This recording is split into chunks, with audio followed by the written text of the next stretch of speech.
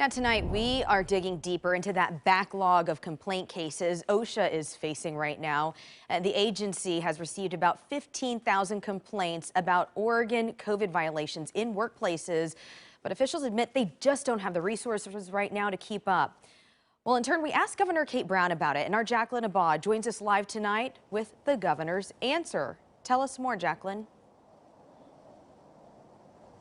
Elizabeth, well, Governor Brown says she's aware that state agencies like OSHA are simply just overwhelmed. Now, she didn't go into specifics today, but she did say that she is working to make sure that state agencies have the resources they need. It's certainly a top priority for me to make sure that our workers are safe in our workplaces.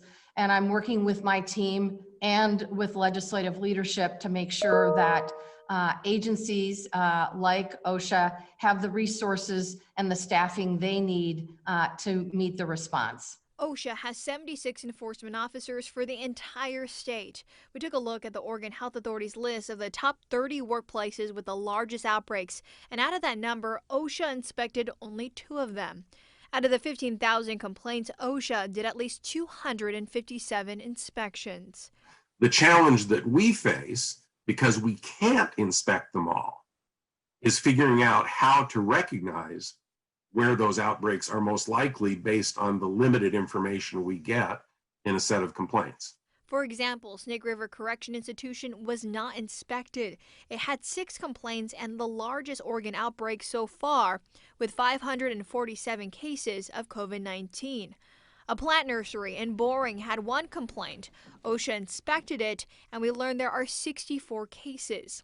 While more than 60% of complaints were resolved, there are thousands still being processed. There are a lot of places that we're not getting to. You know, if you look at the basic numbers, we're doing inspections in about 1.5% of the places that we've received complaints about, at least so far. OSHA has brought on more administrative staff to help with the process.